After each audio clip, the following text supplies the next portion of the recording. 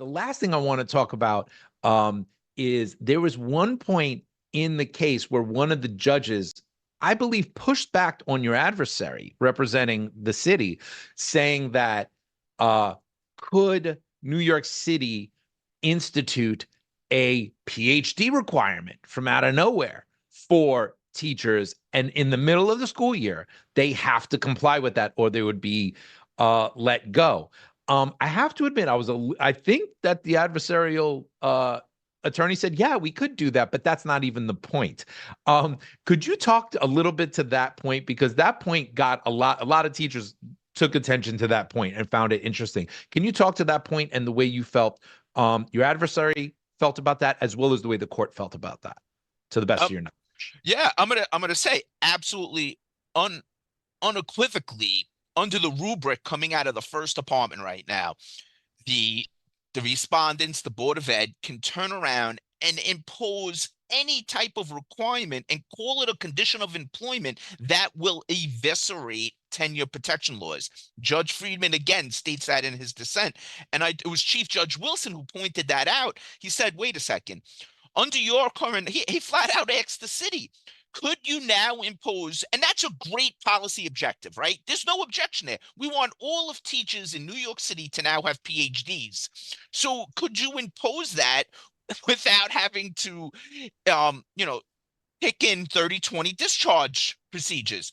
The city attorney said, absolutely. However, and I'm paraphrasing, you can watch the video for yourself. He said, but we wouldn't do that essentially.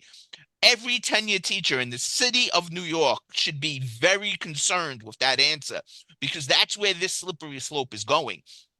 And now they know that they're biting. The city attorneys are hoping that the Court of Appeals does not keep that keeps the first department's decision in place, because I can guarantee you every time the city of New York faces some type of fiscal difficulty, they will turn around and get rid of all tenure teachers by imposing a new condition of employment as ridiculous as whatever they can come up with. And it's in our papers, we put a hypothetical. Look, there's, a lot of people claim there's environmental emergencies, carbon dioxide and whatnot.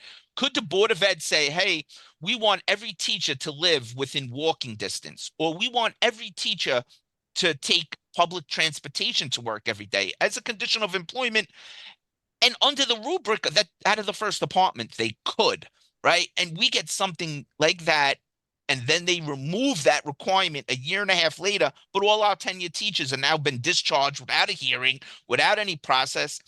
Also, during the argument, if you listen, the city attorney stated that they were overly concerned that if it went to individual arbitrators, some arbitrators wouldn't discharge these teachers. So therefore, we had to take it into our own hands. And he's like, we would have had a mixed bag of results. What do you mean some arbitrators would not discharge the teachers? Because that was an inappropriate remedy for what was going on here.